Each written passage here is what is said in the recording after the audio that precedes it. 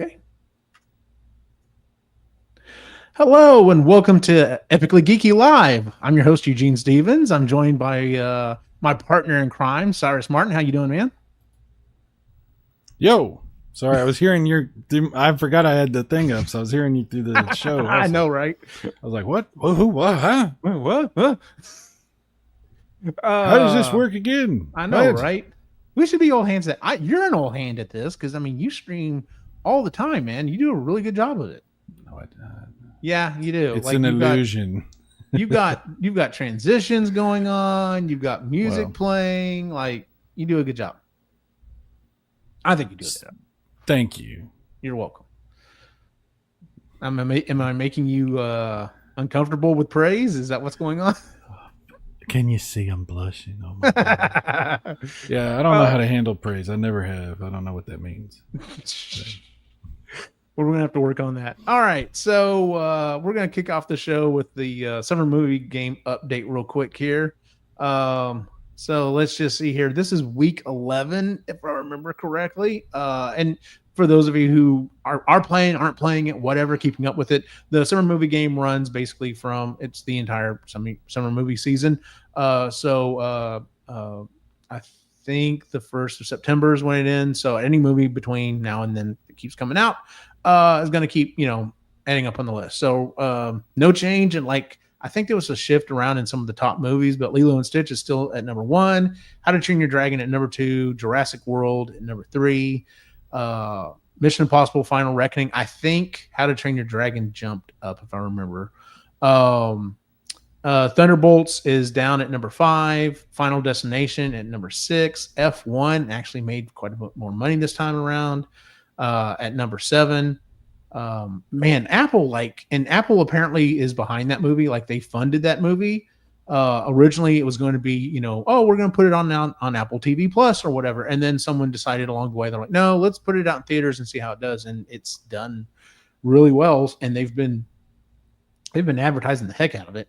And then number 8, new this week. It's our only new movie on here this week is Superman. Had $122 million weekend. We're going to talk a little bit more about that in here in just a bit. 28 days later at 65 million, and that Elia movie from Disney is hanging on. So 28 years later. 28 years. What'd I say? Days. Oh, okay. Yeah, it was funny. I heard someone talking about it on something the other day. They're just like, yeah, I'm waiting for, is 28 months later going to be like a prequel to this one? This has been joked. This was in my streams too. People joking about this. It's funny. One of my guys was like, I think it was Luke was saying, I'm waiting for 28 minutes later or something. I was like, whatever, dude. The prequel, yeah. Yeah. Because I mean, it is kind of odd that they went days, weeks, and then to years, and it's like, hey, well, you kind of skipped something there. So, but of course, they may not have. Supposedly, some of the characters came back, or one of the main guys came back, or something for it. I'll be honest with you. I know I've seen the first one. I don't remember if I've seen the second one. I might have. I honestly don't remember. I've heard good things about it. For this one, they were planning to do 3 movies for this, and Cillian Murphy was supposed to come back in the 3rd one. Okay. But they may not make them now because it didn't make very much money.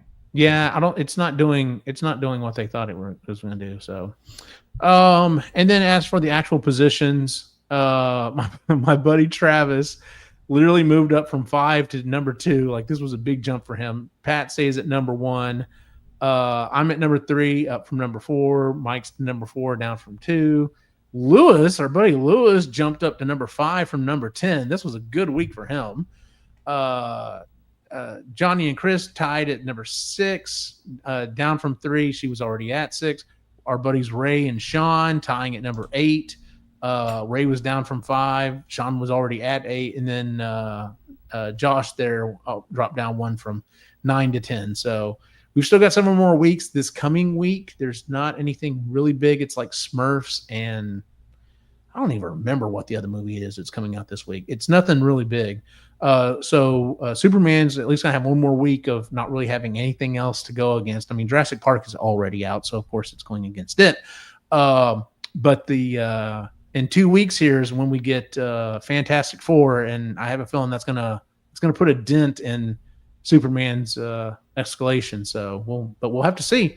The last several Marvel movies have not been what they were hoping they were going to be. They've been okay, which is an interesting conversation I've been having with other people about just, are we done with superhero movies? And I'm like, well, I don't think we're done with them, but they're definitely not what they used to be. So it was a lot. They put a lot of superhero movies out. A lot. Yes. It was. I mean, it was too much. It really was. They did too much. Can you bring the movie totals back up again? I want to look at something real quick. I just give me 1 second. I actually removed it. I was like, here, let me do that. All right, here we go. So you want to see the movie totals? So Jurassic World. Okay, so is this the current yeah, standings? This is Jurassic World Rebirth. Okay, so Jurassic World's at 232. Superman's only at 122. That's a little less than I thought it was doing. Now, Jurassic World's also been out. When did that one come out? Hold on. Give me 1 second here. Let me pull up this document here, because I know I've got a document that lists when all the movies came out. Let's see here. Seriously, Google, can you movies for summer game? Here we go. Jurassic World came out July 2nd. Well, it's been out 2 weeks. These numbers are not that good. Well, the previous Jurassic World Dominion made $376 million. Now that being said, I don't know if you saw that movie, but it was not good. Right. Okay. I think that might be affecting the numbers for this one. I totally 100% think that's it. I think people are like, man, that last one sucked. I wish I hadn't gone seeing it, and aren't really giving this one, because I'll be honest with you, the stuff that I'm hearing about Jurassic World it's okay. Right. But I've not heard anyone say, oh, it's fantastic. It's the best one that's been out for a while. It's okay. It's more of the same is what I keep hearing quoted. More of the same. I've heard it's okay, and I've heard it's horrible. Those are the only two things I've heard. Fair enough. Now, Superman, I've heard completely polar opposite takes. Yeah, we're going to talk about that here in just a minute. I'm going to give kind of a review, but you haven't seen it yet, so I'm definitely not going to give like a full spoiler review or anything like that. So if you're watching the stream or watching it afterwards or whatever, don't worry about that. We are going to talk about the movie, but we're not going to like spoil it or anything like that. So don't worry about that. So besides, I would not give out spoilers and stuff for a movie the week after it comes out. Like I'm a firm believer, 2 weeks minimum. And even then it's kind of soft ground. It's kind of like, well, I don't know. Like there are people that can't quite make it to the theater. So maybe I shouldn't be, giving away who the bad guy is and everything else. So although it's pretty straightforward for this one, but you know what I'm saying? So I heard that Lex Luthor's in this movie. He is. I don't want to ruin nothing for anyone. Well, I will say this. It's actually Lex Luthor and not what's his face pretending to be. I don't know what the hell he was pretending to be. Who was it? Was it Jesse Eisenberg? No, who was that? Was it? Yeah, Jesse Eisenberg. Yeah. Yeah. That was not Lex Luthor. I don't know what he was supposed to be, but yeah, they were trying something different. Yes, they were.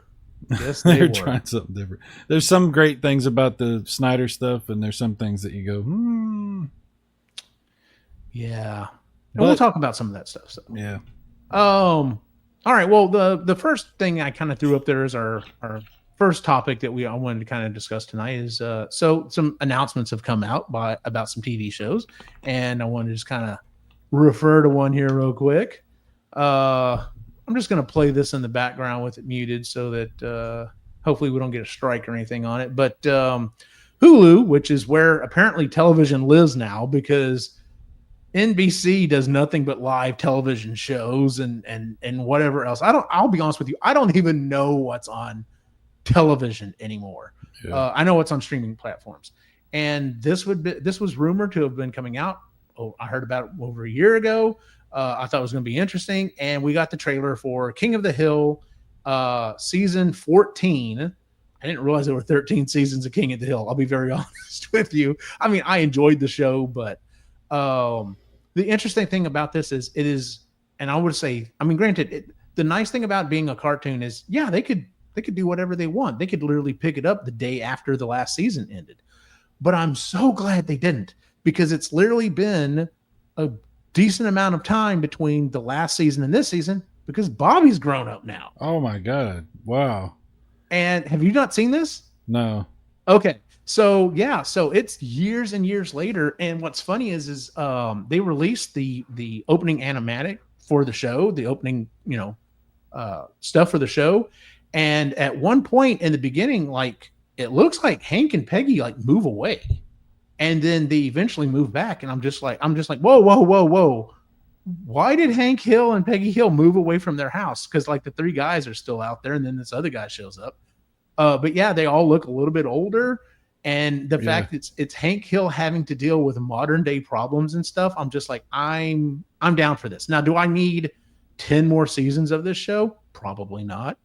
But I wouldn't mind seeing another season or so just to see what the Hills are up to nowadays. So I think it looks fun. One of the actors passed away, I think. The guy who played John Redcorn. Right. Yeah. Yeah. Okay. So, well, I'm down. I might have to get Hulu. I've never had Hulu. I had it, but just tell you how long it's been since I had Hulu. You ready? Ready. Last time I had Hulu, they didn't charge for Hulu. that's the last time. A minute. I've never paid for Hulu, so that's funny. I think we were talking about this on the first live episode. I was talking about how like right now I've got a deal that's like Hulu and HBO.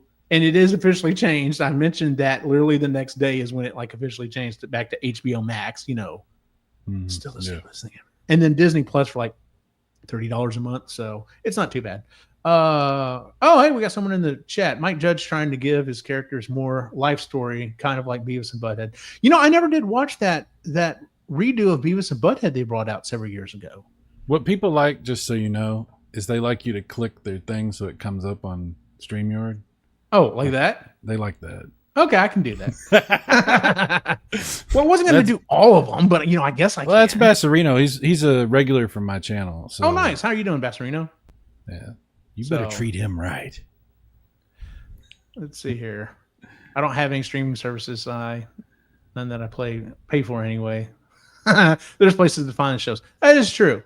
If you look hard enough, you can usually find stuff online. So. There are ways. There are ways. Yes. But yeah, and the thing about it is I mean, it's funny.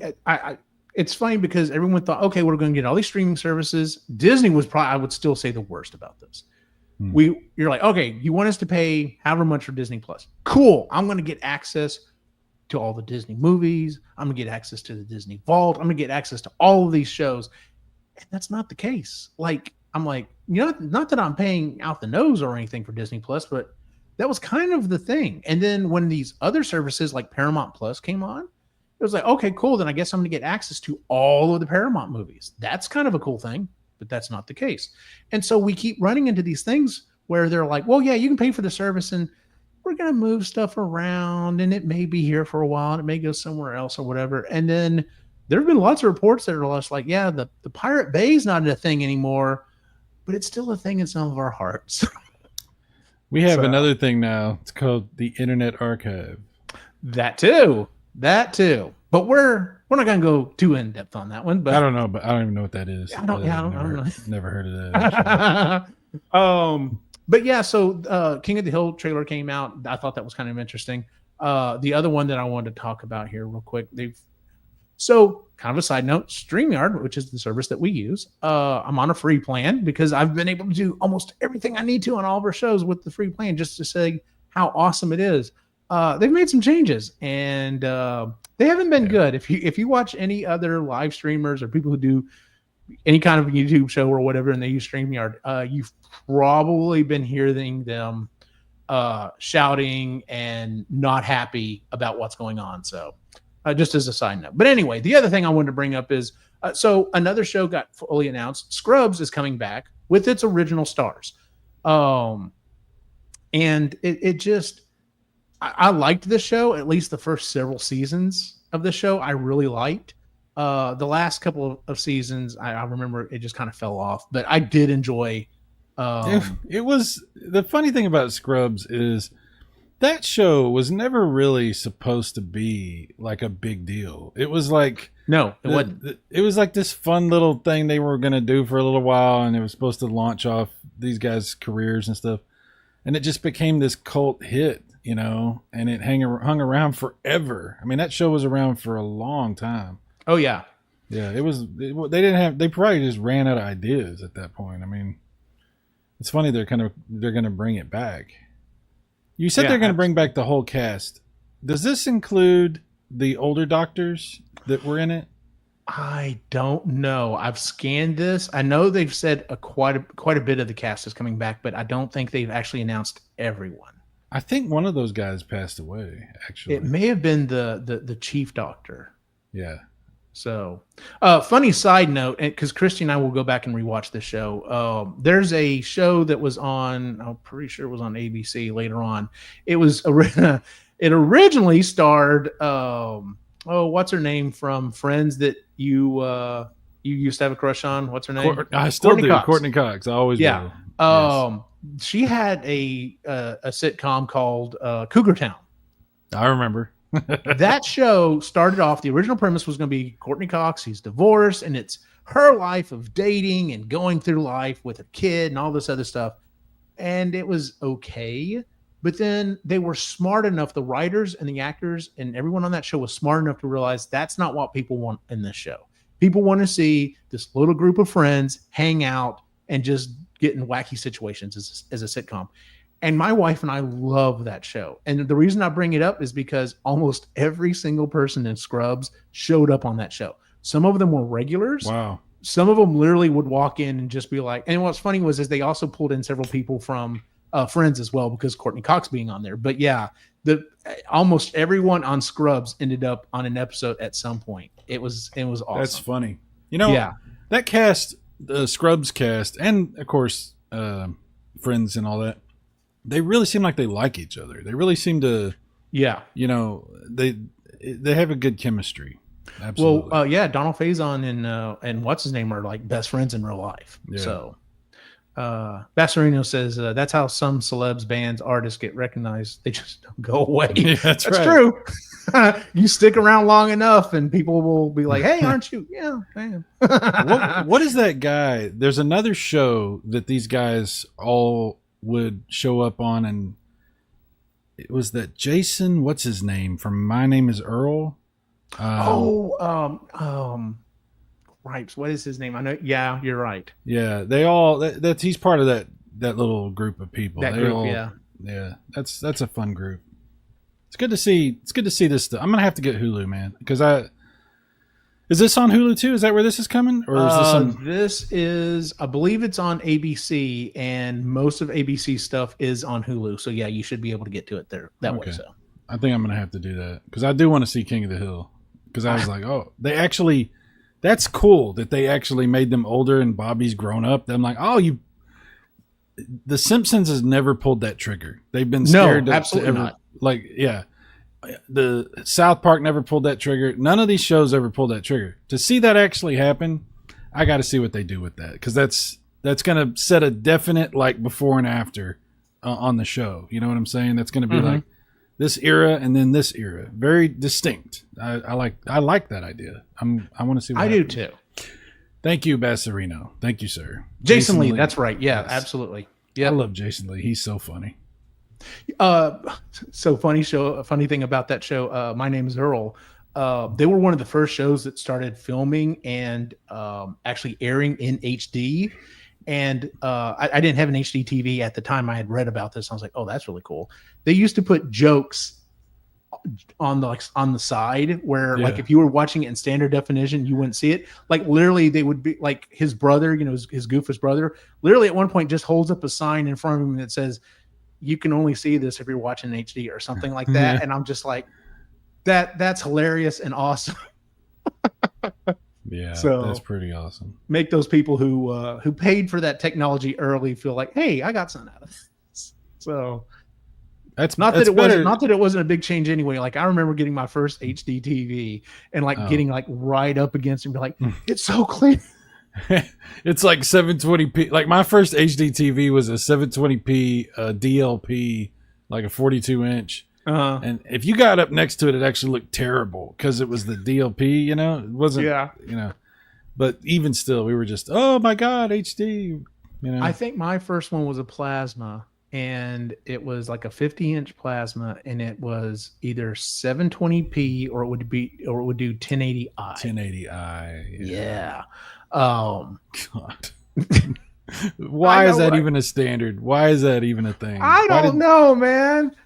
I don't. I understand why interlaced happened on a CRT, but to have that's just the old not willing to let go of something that, you know, the old engineering guys or whatever.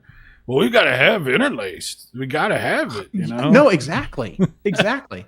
Bassarino says HD is what now? 1080p? I feel like the number is always changing. It depends on who you ask, Bassarino, because since, I don't know, probably January, I've really started kind of pushing to get this channel and all these shows and stuff going a little bit more. According to YouTube, 720p is not HD. It's now SD. It's standard definition. Yeah. The funny thing about this, broadcast television can't go higher than 1080i because of the bandwidth. Mm-hmm. So they can't even get to 1080p on broadcast TV. Like if you have a 1080p signal and you're watching network stuff, you're not watching it off a broadcast. You're watching it off of something else. And so like Bassarino, you're talking about this 8K stuff. Yeah, right. There's no bandwidth for that. You can't even support that broadcasting. It's too much data. Unless they were in the future were able to figure that out some way. But with current technology, you can't.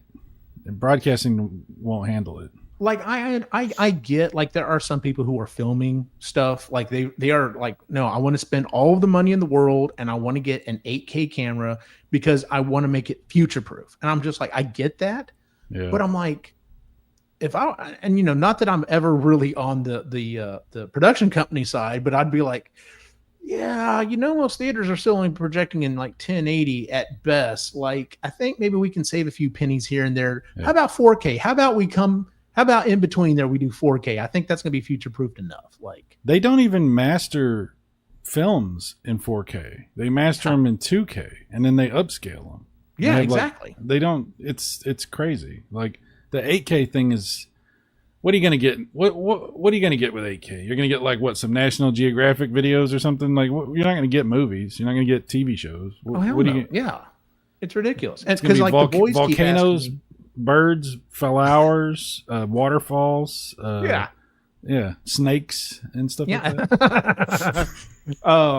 But yeah, like the boys have asked me about it, and of course, like 1080, like I'm running 1080 on both of these screens, and I'm just like, man, I remember back in the day when I was doing PC gaming and stuff, like I would have killed someone for 1080. Like that would have been ridiculous.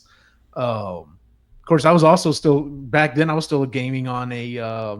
I thought I was hot snot when I got an LCD screen. I had spent a crap ton of money and got this huge 20-inch CRT. Sony Trinitron monitor, like that ran me a bunch of money, but it had a beautiful image on it. So what's he saying here? But the 8K film will make a banging 1080p. That's true. Yeah. If you downscale it. Downscale it. Yeah. Yeah. Last line. Don't spoil anything. I'm not seeing it till Saturday. Don't ruin it for me, please. We're not going to. We're going to talk a little bit about it. But we're not going to go in depth. So we're going to IMAX to see it. So nice. Pretty good. Nice. Yeah. See, I don't have an IMAX anywhere close to me now, so I don't even like that. Didn't even like cross my mind that I could go, watch it in IMAX because I'm not going to do the faux max. You know what I'm talking about? Yeah, yeah. It's like we're showing it in IMAX, and I'm like, this screen isn't, dude, this isn't big enough. Like, what are you talking about? We got burned on that. Well, I don't remember what movie we went to go see that we thought was IMAX because we couldn't get to the one we normally go to, and they had another one in one of the malls in Dallas that's like supposedly IMAX. Mm-hmm. Dude, it was horrible. It was even a smaller screen. It wasn't even like one of the bigger screens. It was crap. We were so pissed. My brother was like, we paid extra for this. I'm like, mm-hmm. Yeah. Basserino said, "Bring back Christopher Reeves, LOL, and Richard Pryor." I'm fine. I'm fine with Christopher Reeves, but no. Oh, was Pryor in 3? Yes. That movie gave you didn't me like nightmares Richard as a Pryor? kid. You didn't like Richard Pryor? No, I liked Richard Pryor, but that movie was garbage. Number one, we're going to talk about that here in a second. Oh, but it has some of the most memorable Superman stuff. It might be garbage, but you have evil Superman fighting Superman. You've got the super rich guy who says, "I never wear the same pair of socks twice." And then Richard Pryor's like, "Well, what happens to him?" He goes, "I don't know." And he goes, "Maybe they turn him into more socks." And he goes, "I never thought of that." It's an awesome line, stuck in my brain forever. Then there's the scene where he freezes the whole like lake and picks up the whole lake and throws it on the fire. He goes back to Smallville. At the end of the movie, they have this horrible like cyber robotic thing that happens, and then he puts the acid. Dude, that's a fucking good movie. That scared the shit out of me as a kid. Yes. The part where she falls against the computer and it starts doing the computer stuff on her, that scared the crap out of me. It's still fucking scary. It's like, what is that? What is that shit? Yeah. I'm never touching a computer again. Like, yeah, I was scared of robotics. I was scared of acid. Yes. I was like, I don't know what acid could just boil up and it'll eat through anything. That's what they said on Superman. It'll eat through anything. Yeah. It's like, have you seen those things on social media? They're like, as an adult, I really thought quicksand was going to be a bigger worry than it actually. We thought there'd be a lot more instances in life where it would be a problem. I know, right? The Bermuda Triangle, like that's something I've got to actively worry about as an adult. So your problem with Superman 3 is that the robot lady gives you nightmares. Yes, that's the problem. That is my problem with Superman 3. That's a valid concern. I mean, I get that. Now, granted, I also was scared of the terror dogs on Ghostbusters, but obviously, I got over that. You just gave me a brilliant idea. Next Halloween, when everybody's dressing up, doing their cosplay and everything, we have to get your wife to dress up as the robot lady from Superman 3. Get her the makeup and everything, have her walk around. I don't think Christy's going to go for that. Come on. We can do this. All right. Well, before we get too far down the Superman hole here, I did want to ask you. So you like this idea of bringing back shows later on to see what happened to them? I do too. Like, theoretically. I mean, I like it for this. Right. Yeah. Yeah. It's one of those things that, like, now granted, I haven't even kept up with it all the time, but like when they keep bringing, now granted, Futurama got kicked in the teeth. I don't know how many times. Yeah. But they keep bringing it back and it seems to be doing okay.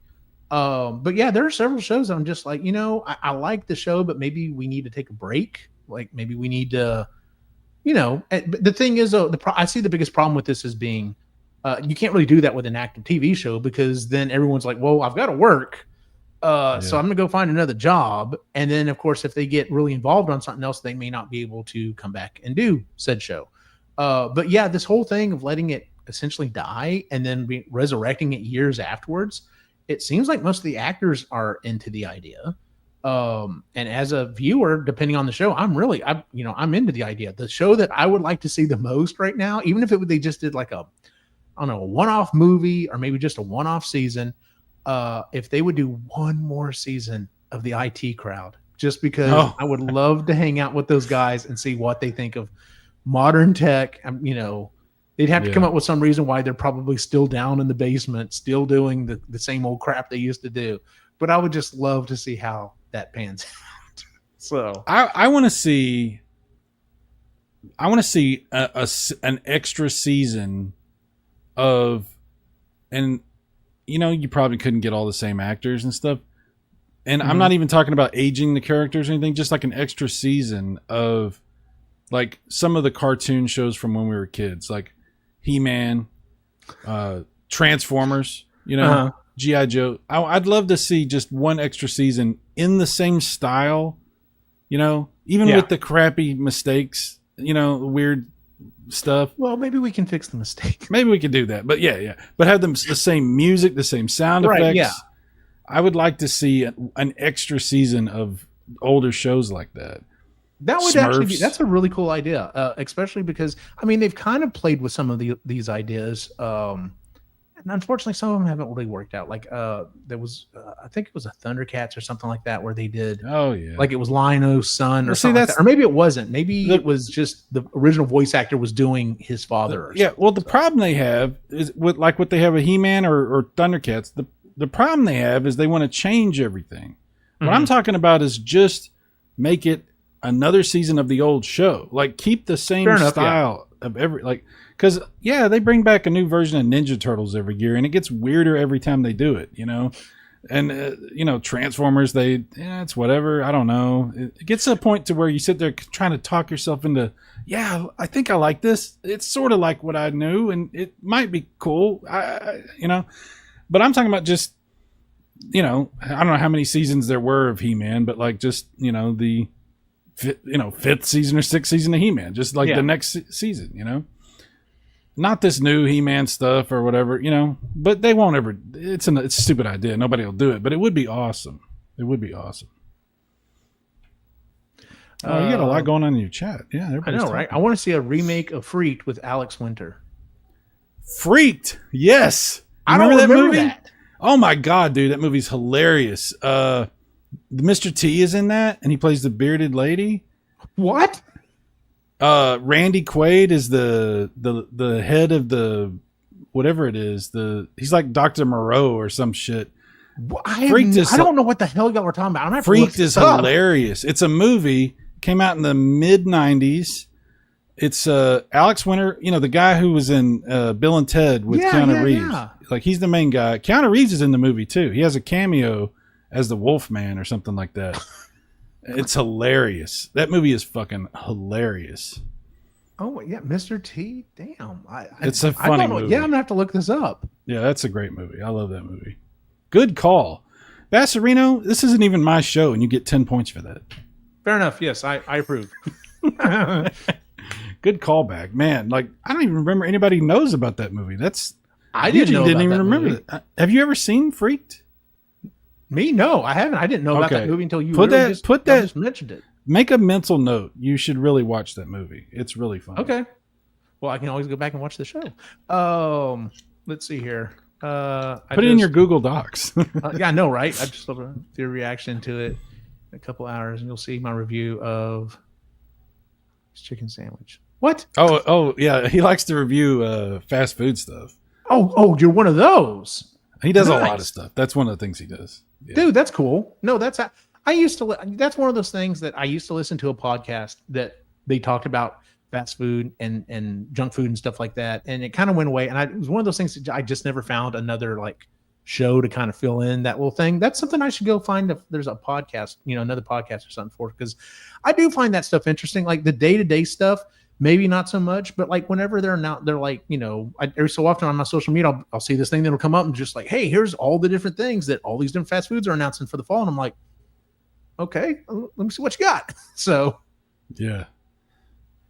Dude, I've seen weird movies in my childhood and I go back and trace my steps. I find stuff like Freaked and Bonk's Adventure. Freaked is really funny. There's a bunch of comedies that came out in the mid 90s that most people never heard of. We used to rent movies all the freaking time, like all the time. We'd rent like 5 or 6 movies every weekend, and we just would watch movie. Like we would watch like 4 movies in a row. Wow, we were nuts with because we lived in a small town. We didn't have a movie theater, nothing. So that's what we did. I get it. We didn't have cable. So yeah. But yeah, dude. But it wasn't like it wasn't like. Well, you're from the big city. You're from. The big city. Highfalutin. Yeah. Bonk's Adventure movie, Bassarino. I don't think he meant a movie. I think he just meant. I don't think he did either. Yeah. So, but yeah, there's some TV shows I'd kind of like to see if they did a one last season, one new season or whatever for. So. I want to see one more season of what was that show? Space Above and Beyond. It was on Fox in the early 90s. Okay. And it was like I don't remember it very much, so it's probably not as good as I remember. But like, what I remember about it was back in the day, it was sort of realistic space combat, and like it was before Babylon 5 and all that. It was like right before that. Yeah, Space Above and Beyond. Huh. Yeah. Something else I had never seen. Space Above back in the day. It's probably not that good, but like 1995. Back then, so you got a shot of it being okay. That was later than I thought then. Okay, so that was after. That was actually during the Babylon 5 stuff. Yeah. Never mind. And that's a series I've never watched. I know a lot of people tell me, dude, you should go back and You never watched Babylon 5? No, I don't know. I was watching, let's see, this time I was probably watching TNG. Well, yeah, that's... And yeah, I don't know why I wouldn't have watched it, honestly. Babylon 5 and Deep Space Nine were directly competing with each other. They were sort of similar in a lot of ways. Fair enough, yeah. So, and see, I watched the first season or so of DS9, but I never got as hooked on it as like my brother and my mom were. I know I've heard lots of people tell me, dude, you got to go back and rewatch that. So no, you can't really go back. It was a product of its time. You can watch it now, but if you haven't seen it before, it's gonna seem kind of slow, and the comedy's kind of dated, you know. Well, fair enough. I mean, I could give it a shot. I could at least give it a shot. I will say, like, another show that people told me, I can't believe you didn't watch that, was Buffy the Vampire Slayer, and I tried. And it. Yeah, you really can't go back and watch. You really can't go back and watch Buffy the Vampire unless you're watching it for other reasons. Fair enough. There's still reasons to watch it, but yeah. By the way, if you do decide to go back and watch Buffy, do not watch the Blu-ray version, because apparently they ruined it. Really? Yeah, because it was shot. Okay, well, so it was shot on film. Right, and then it was shot thinking the picture is only going to be 4:3.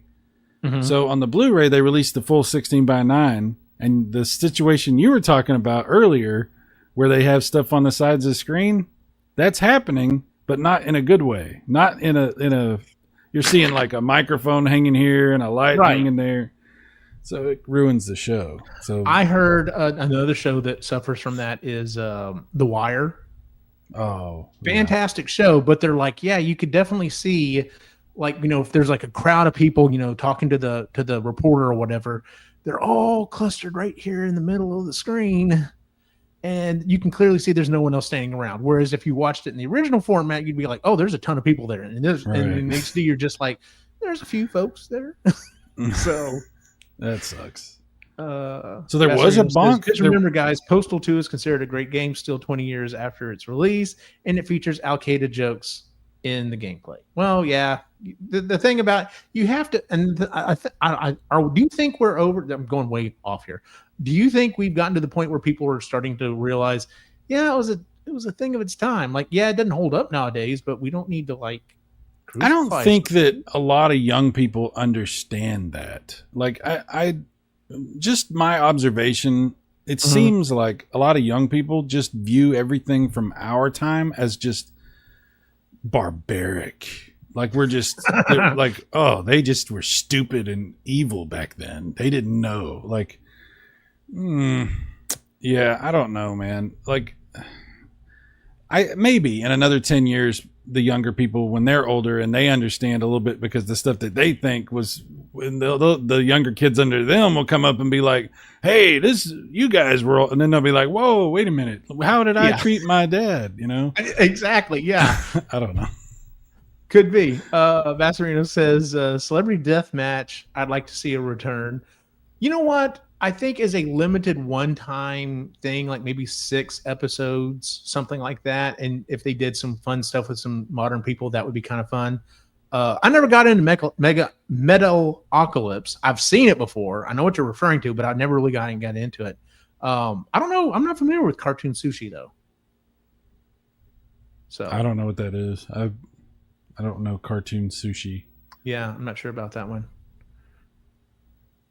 I watched a lot of Toonami. I watched a lot of Toonami. Same here. In fact, I found someone that just basically occasionally puts either segments or different things from Toonami up like every other day or whatever. And that was some of the best hype, like advertising ever. And as soon as I realized that the voice doing it was Peter Cullen, Optimus Prime. Yeah. Like you can't get more epic than Optimus Prime talking about how Goku's going to power up and kick some ass. Toonami, the rising sun, Saturdays from 9 till noon. I think the most awesome. Epic ever is the intro at the beginning of every episode of Voltron. Where, yes, that was a fantastic one. Oh, Peter Cullen doing his. Oh my God. That's some badass shit. I have to almost argue the fact, and kind of going back around to our next topic, when they were playing the animated Superman, because they kept playing just the first couple of notes. Dun, dun, dun, dun, dun. He keeps talking. Dun, dun, dun. And then, of course, right before we go into the cartoon, dun, dun, dun, and I'm just like, all right, let's go. I'm hyped. Let's watch this show. Yeah. So. Dude, the anime. Oh, okay. There's another one. I'd love to see another season of the Batman animated show. Hell yeah. Or the Superman and Batman or whatever. You could just make it. Yes. Because in that style, and unfortunately you can't, I mean. Yeah. But we could find someone that would do the voice and be like, no, I'm honored to do it. I'm doing his work and like own it and be okay with it. Several of those classic voices, the actors are gone now. Several of them. Yeah. The guy who did the Penguin in the animated show is this small guy, little guy. I don't know what the proper term is. He's small, little person. He was in so many things in the 80s and 90s.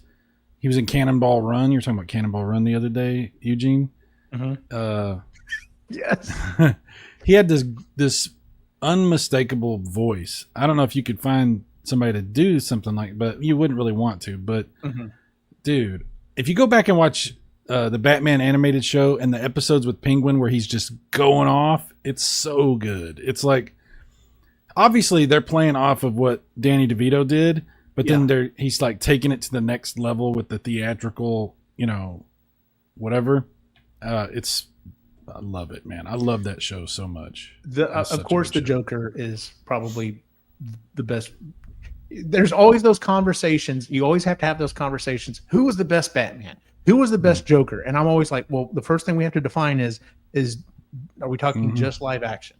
Because if we're not talking just live action, then Batman the Animated Series, all the voices in there immediately go to near the top of the list, if not the top of the list. Well, see, that's the thing.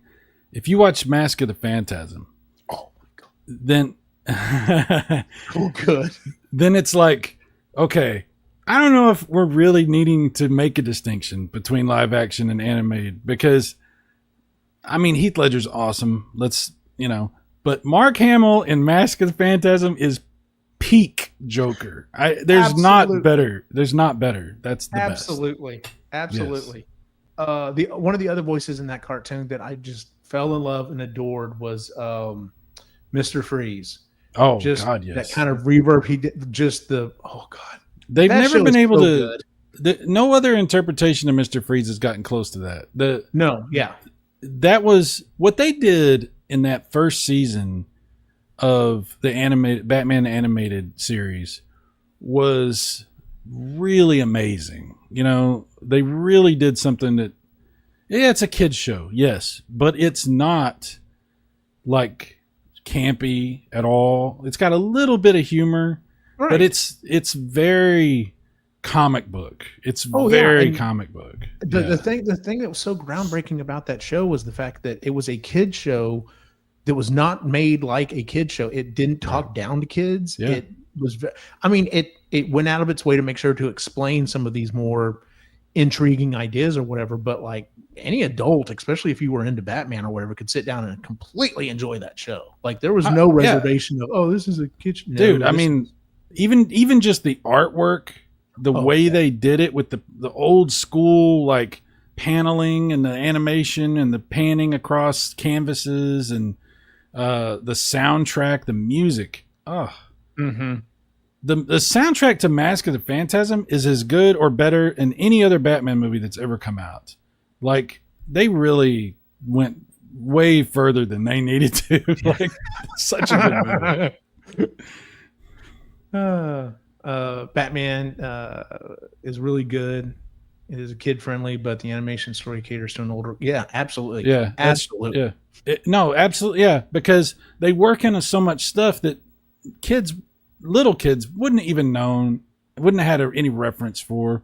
You know, the Riddler in the animated show is like, he's like a more serious Riddler from the TV show with the 60s TV show. He's almost a more serious version of that. He's actually modeled after, I can't think of the actor's name that played him for some reason. Stupid brain. Old person. I know, stupid brains. Yeah. Do you have a favorite episode? Because I do. I don't know the title of it. Episode of the animated series? Yeah. I can't remember the title of it, but it's the one where Scarecrow hits Batgirl with his stuff, and in the episode we see her fall off the building and die, and Gordon unmasks her and is like, how could you have done this? How could you have kept this from me? How could you have let my little girl fall into this? And like, that's the only warning he gives. And then they literally invade the manor, and like, they lock up Alfred, they catch Robin and stuff. And I'm just like, as a young person, I'm not really a kid, I'm a little bit older at this, but I'm watching, I'm like, what am I watching? Yeah. That was so high level. And even as an adult, I can appreciate that story. And then at the end of it, to be like, oh no, she was in a coma, and this was like her biggest fear because it was the fear gas messing her. And I'm just like, mind blown. I'm like, that is a master story. It's really cool they kept the actors when they did the games, the Arkham games. It's so cool they did that. My favorite episode is one, I think it was called Almost Got Him. And it was like a story where all the villains were sitting in a room talking about how they almost got him in different scenarios. And at the very end, one of them is actually Batman in disguise. Mm-hmm. Love that episode. That was a fantastic episode too. It's good stuff. It's good show. So if anyone in the chat has a favorite episode, put it up there. We'll swing back around here and talk about it. So, but I want to go ahead and talk about so this last weekend. Now, I'll be honest with you. Money's kind of tight right now. Things aren't great with the economy. So one of the things I used to like to do was to go to the movies. I like going to the movies, even if it's by myself. I like going to the movies. This year, I have not really done that. In fact, I've only gone to see 3 movies, I think, this year. I went with the boys to watch, what's it called? The Minecraft movie, because they really wanted to go see it. I was like, all right, I'll see that with that. I went on a date night with my wife and watched The Materialist. Don't really recommend that movie if you're single and in the dating scene right now, because it like I hear people I know who are in the dating scene talk about how bad it is, and I'm just like, if it's anything like this, oh my god. And then I was like, I have to go see Superman. If I see maybe 2 movies this year, it's going to be Superman and it's going to be Fantastic Four. So I went and saw Superman on Sunday, and I was going to pull this up here real quick. There we go. No, that's the wrong one. You computer, you. Gonna throw the trailer back here while we're talking. But yeah, so I went and saw Superman over the weekend, and like I said, no spoilers. We're not going to talk any spoilers on the show because Cy hasn't seen it. Some of the people in the chat haven't seen it, so no worries there. I greatly enjoyed this movie. I had high hopes for this movie. Let me just give my kind of, I guess, backstory essentially to say about this. I enjoyed things from the Snyderverse. I did enjoy some of the things from the Snyderverse. So please don't think I'm like one of those people who's just like, well, he hated the Snyderverse, so obviously, he's going to like it. It's nothing like that. I did enjoy the Snyderverse. To the point, I still defend certain choices that was made in the Snyderverse, including in Man of Steel when he snaps Zod's neck. Like, I know a lot of people are just like, that's not Superman. Superman doesn't kill people. Yes. But in that situation, Superman didn't really have a choice, right? Like, there was no choice. Zod, because I'm like, I tell people, go back and watch that movie again. There's a Zod was whole. like, I'm going to kill everyone on this planet. Period. End of story. If Superman was like, I have to get out of here, so he stops destroying the city, Zod wasn't going to give a shit. Zod was going to destroy the city no matter what, and then maybe come after him. I'm like, he had to defeat Zod, and I don't think he had any other choice. So I can even defend that. But yes, it was a darker version of Superman. I get it, and I did enjoy some of the stuff that we saw. So when I saw this trailer come up for this movie, number one, I was like, bravo that we're not getting the origin story, because I can't tell you how many times I've mentioned to people, I'm like, yeah, we don't really need to see baby Superman land on Earth. We don't really need to see Batman's parents get killed. We don't need to see Uncle Ben's parents Uncle Ben get killed again, in Spider-Man. Everyone knows these stories now. So I'm like, okay, looks like we're jumping right in, because we've got Hawk Girl here, we've got Green Lantern. I'm just like, we're jumping in, looks good, ready to go. And so, yeah, so I went into this movie, and I did have high hopes for this movie. And I greatly enjoyed it. I walked out of the theater, I greatly enjoyed it. And for the most part, it seems like, well, most people seem to be enjoying it. I say that because, yeah, that's one I want right there. Now, granted, I don't go always off of Rotten Tomatoes. I understand it can be greatly manipulated. Like, there's been tons of movies that people have gotten together and just like, we're gonna bomb this, this rating or whatever, and just completely turn it upside down. And I have definitely been in the camp the last, especially several years, of the actual tomato meter number that they have up there. I'm like, okay, that's kind of interesting. But I know so many people who go, like, critics who go watch movies that don't have any knowledge of the background, like they don't have any real connection to it. It's just a movie they're going to see. And so I can appreciate someone's review or thought process on a movie if it's like from a strictly technical aspect. Hey, the writing was good, the acting was good, the cinematography was good, that type of stuff. I can appreciate that. But that's not always what I'm going to go watch the movie for. I want to, if someone, tells me, hey, the new Transformers movie was actually really good, I'm going to be like, okay, what's your connection to Transformers? Like, did you collect them as a kid? Did you watch the series? Like, or because I always go back to this one. I was talking to this woman that I worked with at one of the schools I worked at. And this was back whenever they were still producing, Bayformer movies, one after another, just one after another. And she told me, she's like, did you see the trailer for the new Transformers movie? And as I'm pulling in air into my chest to talk about how much I do not want to go see this movie because it's such an atrocity, something snapped in my brain. I went, you know what? Shut up. See what she says. And so I did. I was just like, yeah, I saw it. So are you excited to see it? And she's like, oh yeah, I'm really excited to see it. And I'm just like, oh, okay. So what, why are you so excited? And she's like, well, I like some of the actors, and like, it's a big fun movie where there's lots of explosions and stuff like that. And I'm like, oh, this is just an action movie to her. Like, this is not a bridge back to her childhood like it is for me. Yeah. Because like Transformers has a deep root. Hell, my name online is Optimus Gene. Like, yeah, like I literally met Peter Cullen and like teared up. Like, he was my fucking hero, right? So I have this deep connection to it. So, I try to keep that in mind. But well, you know what, dude? I don't think that's not a I'm trying to think. I don't think I've ever heard anybody say what you just said. We have a real hard time with that concept, with seeing outside of our version of something. You know what I mean? I don't mean to like stop. You keep talking what you're saying. I just want to say that was very mature of you. Thank you. I thought so too. I thought, wow, I'm maturing as a human being. Yeah.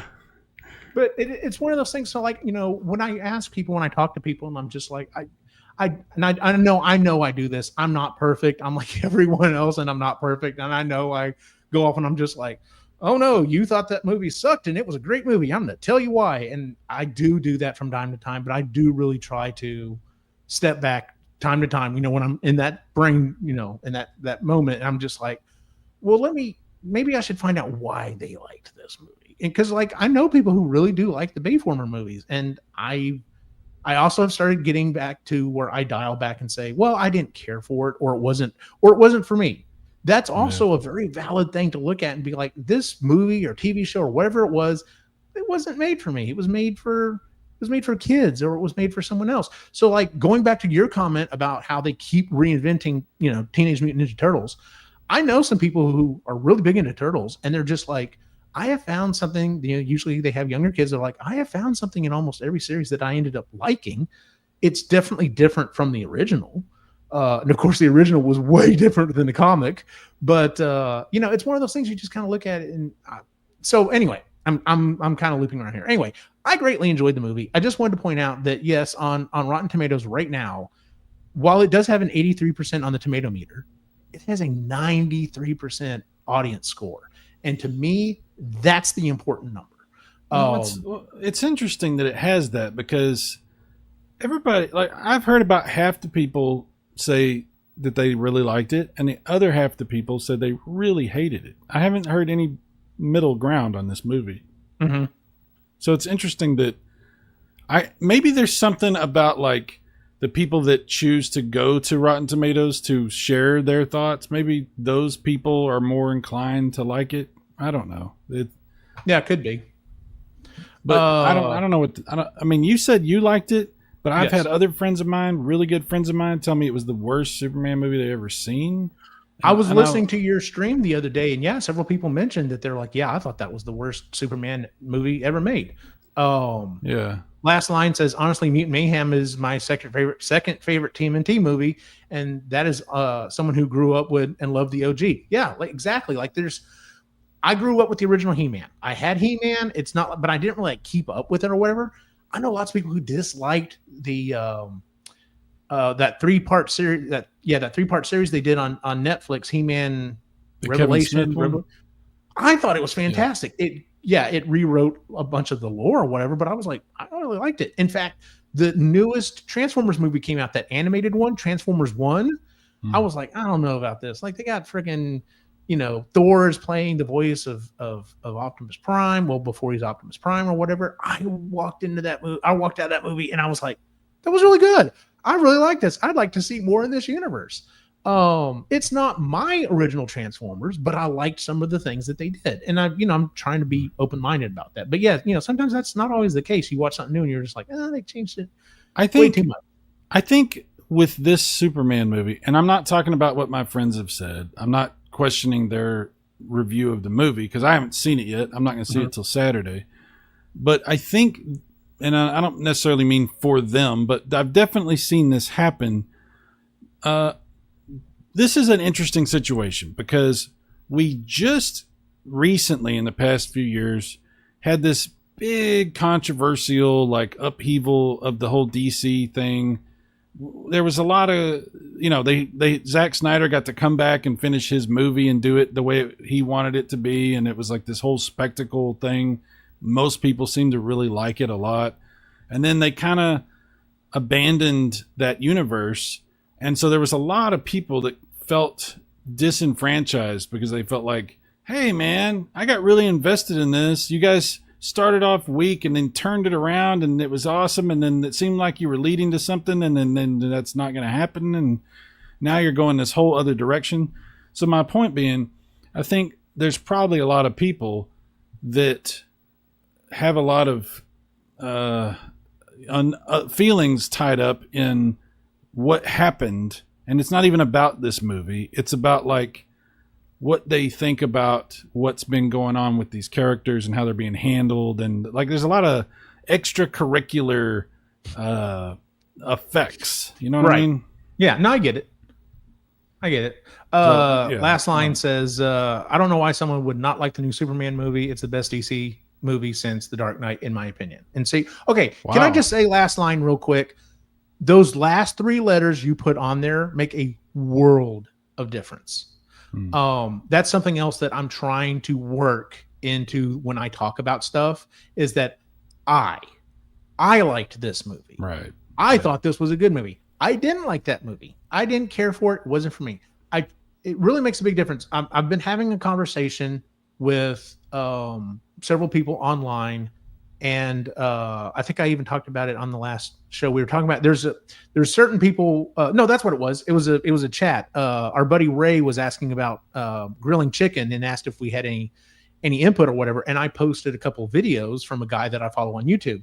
And I said, you know, he was like, oh, that was, I liked his stuff. I really liked the way he did it or whatever. And I was like, yeah, I said, he's one of the few guys that I follow online when it comes to grilling and cooking and stuff, because he's an award-winning barbecuer. He has his complete line of his own products that he does show on his YouTube channel. I mean, you know, he is there to sell it, but he never says, this is the only way to do this. This is the best seasoning you will ever. He always says, this is my stuff. I made it. We're going to use it on here. But if you like something else, you use your thing. That to me makes a world of difference, because quite literally we were having this conversation, and then I literally, the next time I opened up YouTube, because you know how YouTube is, oh, hey, you looked for this one thing. Here's 50 other versions of it. Literally the next thing that came up on my YouTube was, this is the only way to grill chicken. And I'm just like, I will never watch your video ever. Yeah. Like, the audacity you have to say that everyone else is wrong. I'm the one that knows how to do it. I'm the one that broke the code. Fuck you, man. I'm not doing that. So yeah, I get you. I understand what you mean. In our community where we talk about mainly entertainment related stuff, there's a lot of that. There's a lot of people with, I have the correct opinion, you know, that kind of thing. Yeah. Last line says, speaking of Superman movies, do you remember Returns? What did you think of that? It got pretty good reviews, but they just did the one movie. Here's the problem with Returns. Oh, hold on. I clicked on the wrong thing. Let me get this off here real quick so I can finish this thought. The biggest problem with Returns was the ending. Like, it suffered from the same thing that Ang Lee's Hulk movie did, in that the final battle, the big build-up battle to that movie, was basically an inanimate object. Oh, do you remember in Returns? Like, it was like, so who does Superman fight? Does Zod come? Is it, you know, is it Cyborg? Who is he fighting in this movie? He fights a giant rock. Well, who does Hulk fight in the end of the movie? A cloud. It's a cloud in the water. And it's like, what? Okay. But this is what I've been trying to, this is good that you said this, because there's a concept that I've tried to talk to you about in the past, and you have been very resistant to. Okay. But it's something Hit me with it. It's something I think about, and I've been thinking about it more recently. And that's, I was talking about M. Night Shyamalan stuff on the last stream that I did. And, you know, he did this trilogy where it's like Unbreakable, Split, and then Glass. That's like a trilogy. And I like all those movies, but the ending of Glass bothered me. I didn't like it. I didn't like how it was handled. It bothered me. But I still like the movie up to that point. And I like the series. I actually watched them again. I own them on DVD.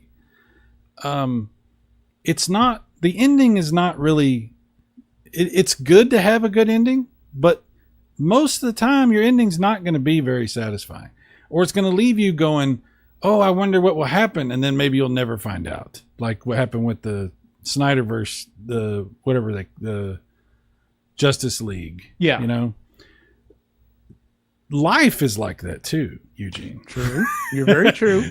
The ending's going to suck. But that doesn't mean life sucked. That doesn't mean the whole journey of what's being told sucks. It just means there's the ending. Stephen King fucked up every ending he ever did, pretty much, except for a couple of things, you know? couple that are pretty good, but you're right. Yeah, but sticking the landing. I will completely concede that to you. Right. He has a hard time with the landing. Yeah. So, okay, could the ending of Superman Returns have been better? Yeah, but dude, that movie's really good. I'm sorry, a lot of people don't whatever they want to talk about that movie. That movie was a sequel to Superman 2, and it kept the music, it kept the vibe. There were some things changed, sure, but that was a cool idea.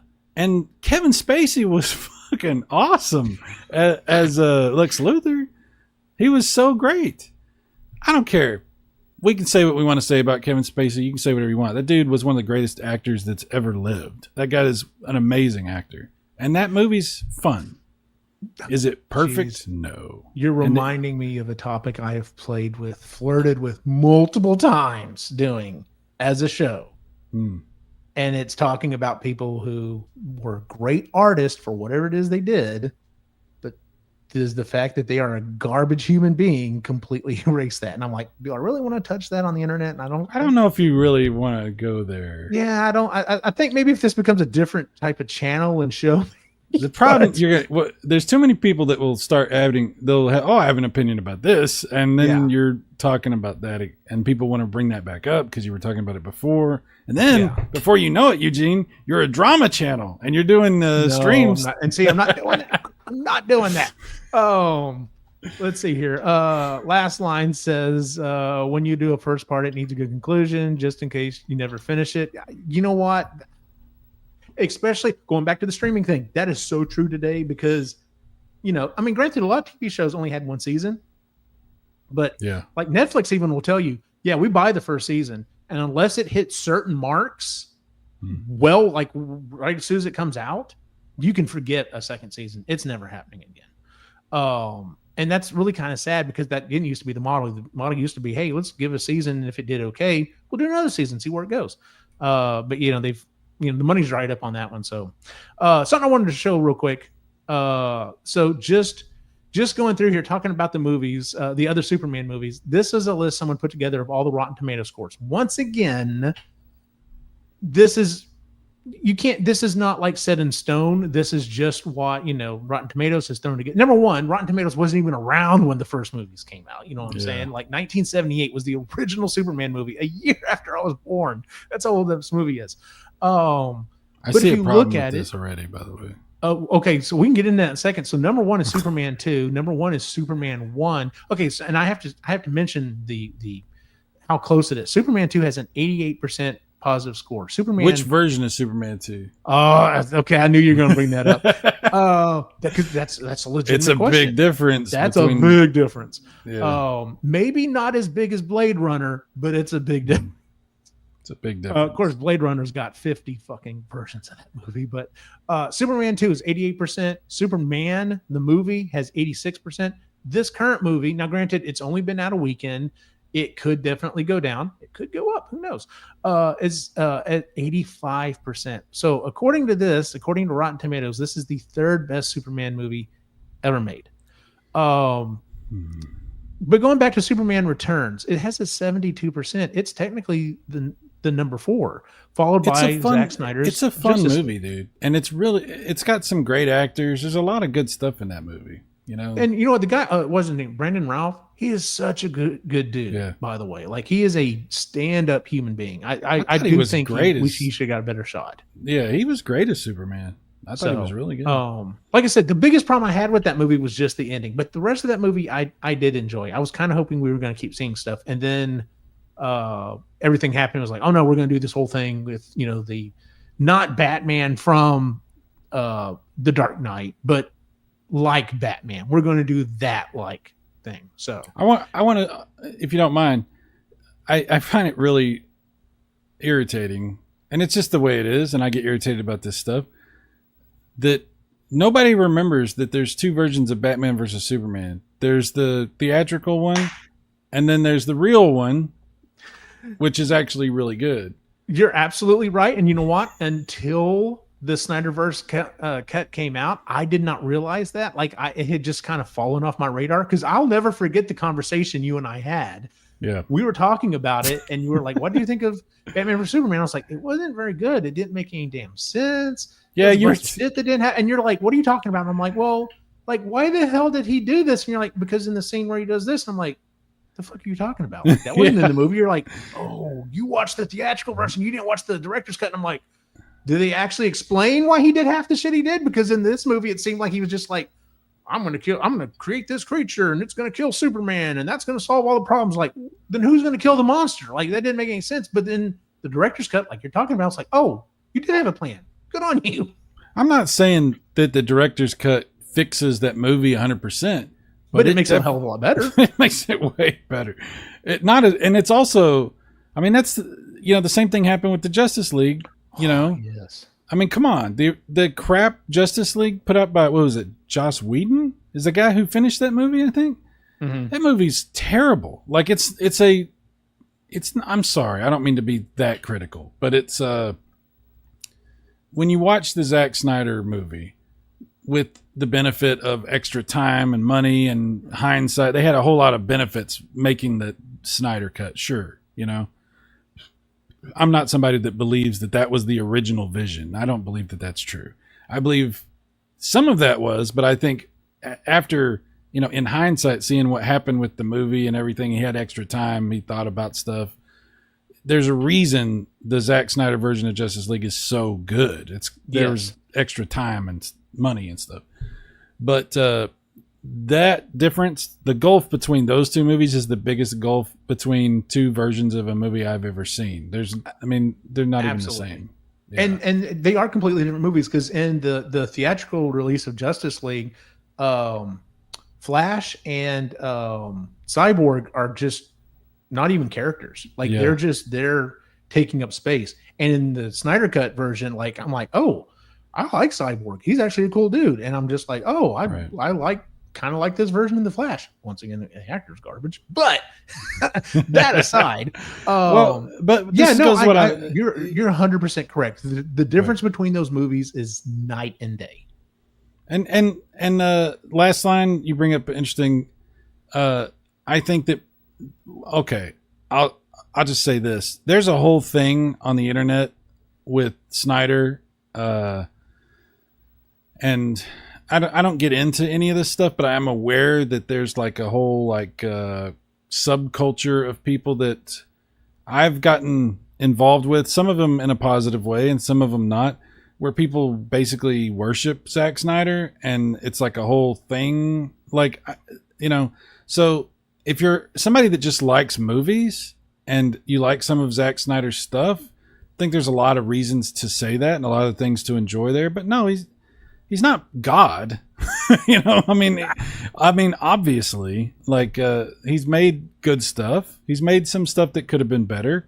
And again, that goes to what I was saying. I think that the Snyder version of Justice League benefited from the extra time where he could go back and really think about and figure stuff and reshoot stuff and change the script and do these extra scenes and all this stuff. Because you're right, Eugene. Some of these characters, I don't think they were going to get fleshed out like that if it wasn't for that other version of the movie. I don't think, even if Snyder had stayed on, I don't think that would have happened. Yeah, absolutely. So yeah. And yeah, I've liked several of Snyder's movies. Like, I'm one of the few people that like Sucker Punch. I thought it was a fun movie. It was visually, it was beautiful. Did it make a lot of sense? But honestly, let's be honest, I was there to watch hot chicks kick ass, and that's kind of what I got. So, Yeah. And then going back to one of those other things, it's also one of those things. It's like, what were you expecting out of the movie? Like, if you were okay, so what kind of triggered a lot of this stuff was I was literally having a conversation with one of my buddies today. And he went and saw it, and he didn't really care for the movie. And I was like, well, what is it you didn't really like? And he was like, I think he's just like, he's kind of goofy, and he's weak compared to other versions of Superman. And I'm just like, well, yeah, yeah, he's definitely not overpowered then, and that was a whole conversation. But the thing was, and I was telling Sai about this before the show, the thing was, is one of the guys on the chat also posted this like 8-minute long video that someone, I don't recognize the guy. I'm sure he probably has a decent following on, online or whatever. But he goes on this 8-minute rant, and he literally starts it off how he's like, "This movie was horrible.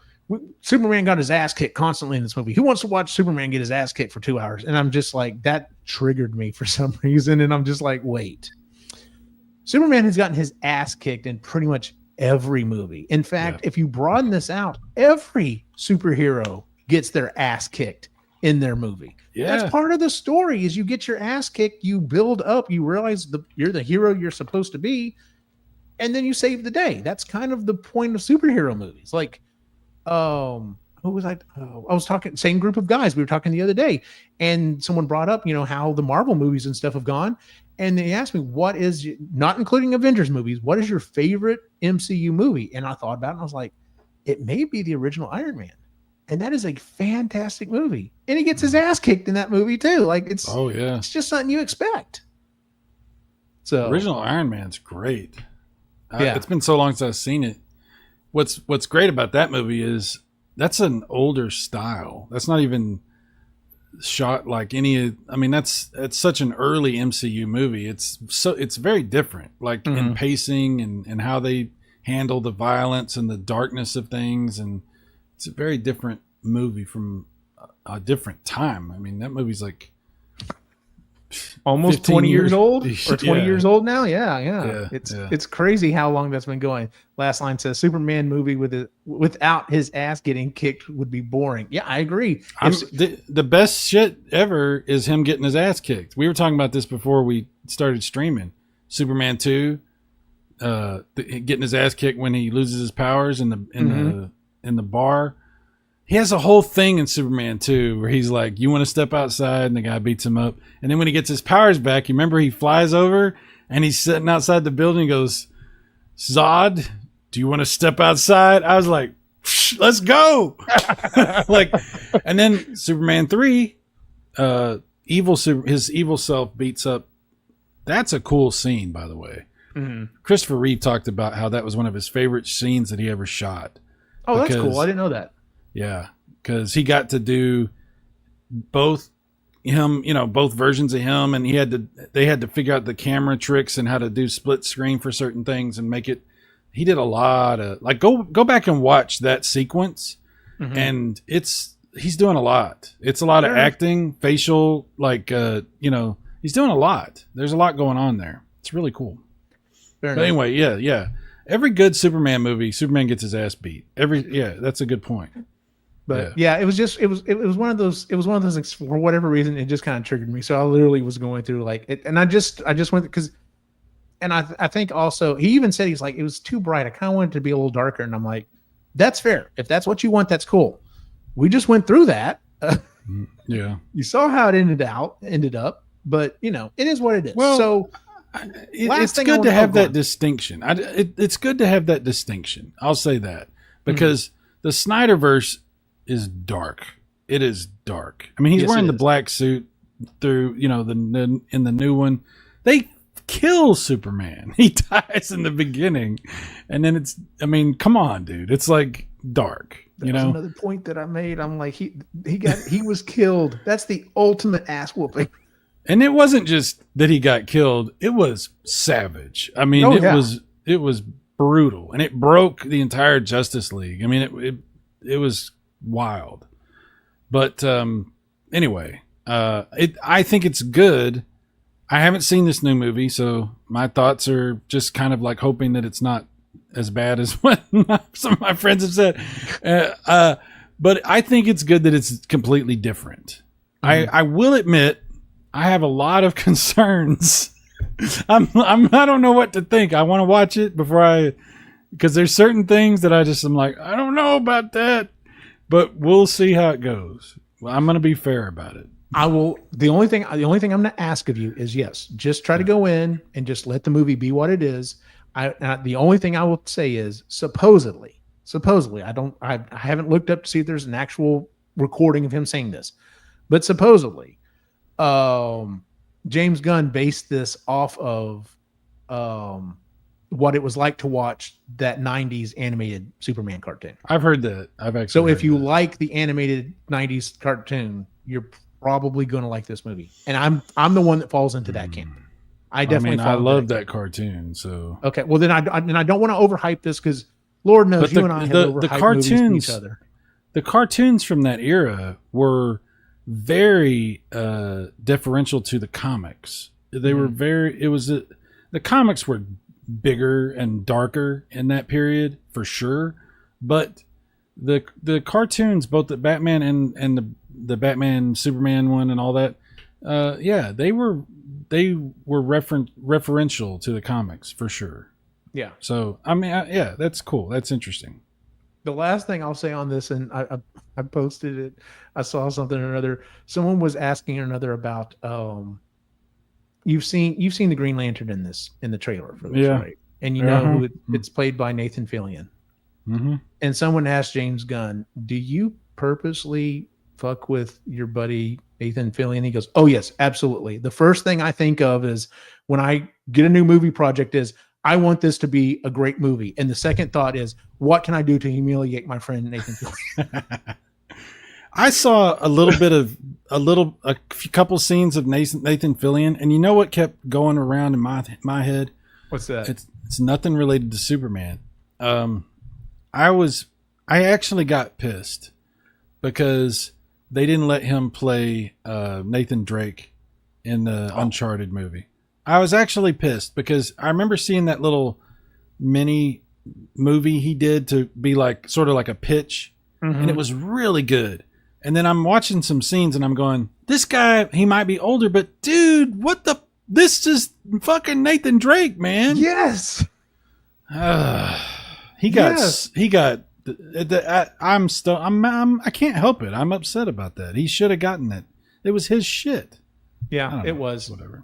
It was. So, all right. I think we're going to wrap up our conversation on this. We've been going almost an hour and a half. So, for everyone who joined us in the chat, thank you so much. We are going to continue doing live shows probably every Tuesday, at least for a while. When my boy starts back with football, we'll see. I don't know. We have to move some stuff around, but yeah, we definitely want to start doing more live stuff on this channel.